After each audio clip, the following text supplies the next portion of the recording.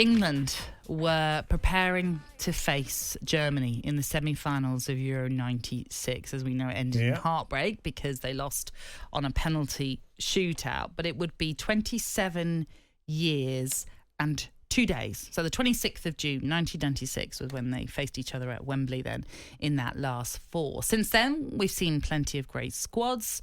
But the current one, you probably would say, have been the most successful, reaching the semi-finals in the 2018 World Cup, the final of the Euros most recently, and the quarterfinals of the World Cup just gone in Qatar. So we just thought, for a bit of fun on this Saturday, as we are in pre-season. Yeah. Is it pre-season? I don't know. For some it is. Why not do a little comparison of that 1996 team and the current squad, shall we say?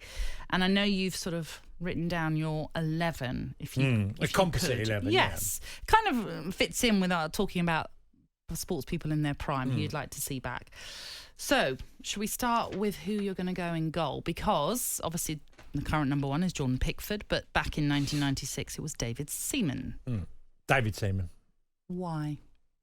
I think, look, Jordan Pickford's played brilliantly for England and has improved, I think, in the last 2 years, has had a great improvement in his performances. Just thought David Seaman was a terrific stature of David Seaman, composure, commanded his 18-yard box brilliantly, pulled big saves out. I think Seaman was, for me, one of the greatest goalkeepers that have played in Premier League football. He's certainly in the top 3 or 4. So that's why I'd have him number one. All right, so you've gone for Seaman. What is, should we say, formation? Well, I'm going to have to go 3 at the back because I've had to juggle because there's a lot of good players here. Look, I mean, I'm not talking about him in particular. I've not put Jude Bellingham in because he hasn't been involved in recent internationals because of the Real Madrid. But he was injured as well, wasn't he? Yeah, and injured. So. But I'm going for a 3 at the back with 2 wing backs because I think it fits better the wing backs into the team. Go on then, tell us who you're going for. Well, I'm going wing backs. I'm going Walker on the right and Stuart Pearce on the left. Yeah. Now both threats. Stuart Pearce's left foot is it's legendary. Stuart's left foot. You know, thunderbolts and also no nonsense, brilliant defending.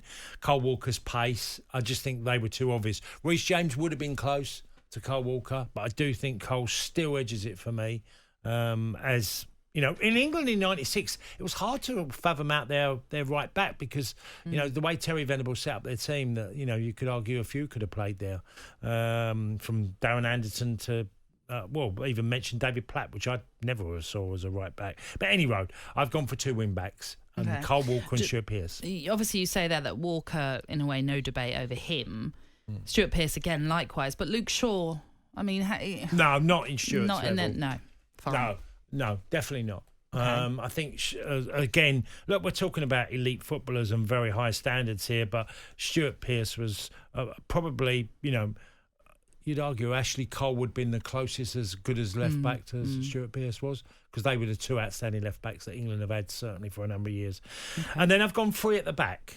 Okay. I've gone for John Stones on the right. Yeah. Tony Adams. Yeah. And Declan Rice. Sorry, Declan, you can't You're play pushing this. This has been something you've been talking about for ages, about how you feel Declan Rice could easily play. His next club, he's going to play at the heart of a defence as well. Not just a midfielder. He will be used in that position. Are you say that, and we will talk about this a little bit later on. Are you saying that if he was at Man City or at Arsenal as well? Well, if Saliba, like he was injured, he would have played in that position for Arsenal. Okay. Interesting. So I'm going Rice makes it in there for me as a 3 at the back. And look, Adams was all heart and soul, and I don't think anybody's played football with the sort of higher level of just determination than Tony Adams. He was a no-nonsense, not the most gifted, but always fighting for everything. That was his standout feature, Adams. Then there's the composure of John Stones. I don't have to say the improvement in John has been brilliant. Technically up there with the very best gifted players. And I think Declan Rice can play that position for fun. I don't have to explain more than that because I think it's an easy job for him to do. All right, so that's 6 you've given me. Yeah, midfield, Ince, Gaza, Saka. And I'm having Saka in a 3, but Saka just behind the front 2 because I've had to go for a front 2 in this position. Gaza, do I have to explain Gaza? Probably not. No. We has all he got know. A free role? Is he just doing well? what he wants? He's playing alongside Ince, but you sort of know that you have to give Gazza a free role because you want him to be on the ball. Yeah. Look, he'll find Walker out on the right, Pearce on the left if he has to, and also he'll be prepared to break. When I was lucky enough to play against the Gazza that wasn't injured and was an incredible athlete as well, by the way, even though he was never always in the best condition, he could run. He could get in positions and get behind. He could destroy you. Ince was, I would have juggled with Jude Bellingham because I think Jude Bellingham, if he's playing, which he will be, he's up there with the rest. But you have to remind yourself, Paul Ince was a really good footballer. Simple things always came to Paul. Just move the ball all around. He won tackles. He had a drive similar to Tony Adams. The way he played the game, ferocious in his ability to win the ball back.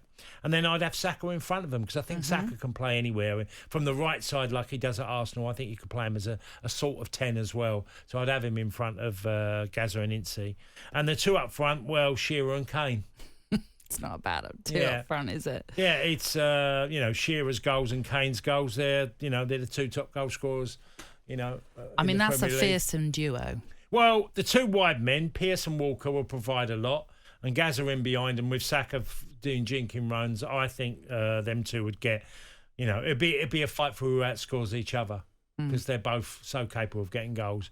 Again, 6 formative players of 96 and 5 present. Yeah, that's interesting, isn't it? In any way, with having Shearer and Kane, would we have a bit of a selfish battle between these two? Yeah, but very...